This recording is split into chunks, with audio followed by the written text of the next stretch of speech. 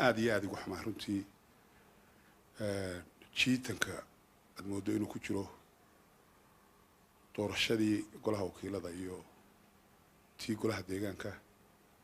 wayma muddo soo jiitamaysay gaar ahaan waliba ta golaha wakiiladu doorasho madaxweyneenu galay 2 sano oo bilala baa ka soo wareegay waxaad moodaa wali inay xajiinteedina si muxuu ahaa ina haysato waa lagu dhawaaqay muddo yar muxuu ahaa markii ay soo baxeen nataajku waxa lagu kala beeyay 80,000 oo cod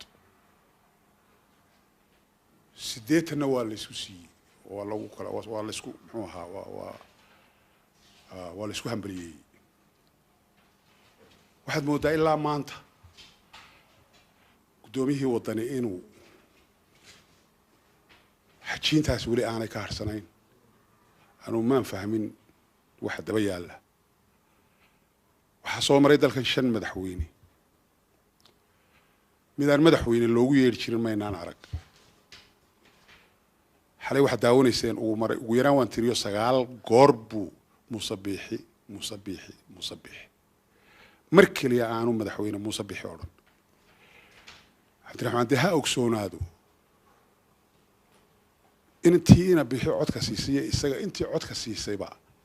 maanta inuu madaxweyne u wada yahay musabbix iyo intii Faysal siisayba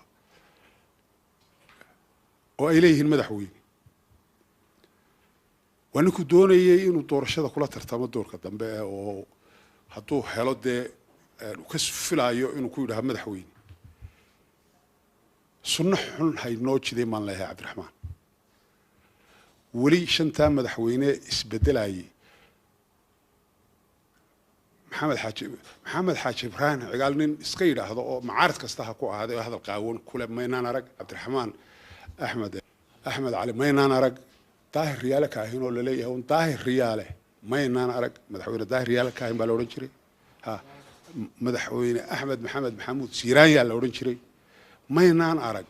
nin mas'uul ah oo madaxa oo waliba xisbi hogaaminaya oo ninkii uu challenge gareynaya ama doonayna wax ka helo hadal qaawan oo sidaas iskaga yiraahdo waxaan maleynayaa dee malaha doorashadii wali inaanu aamsanayn baa yaa waxaad moodaa inuu hadda bilaabayo laygama hel waxaan leeyahay Cabdiraxmaan siday doonto ha u eegaato adu aragtid madaxweynuhu intii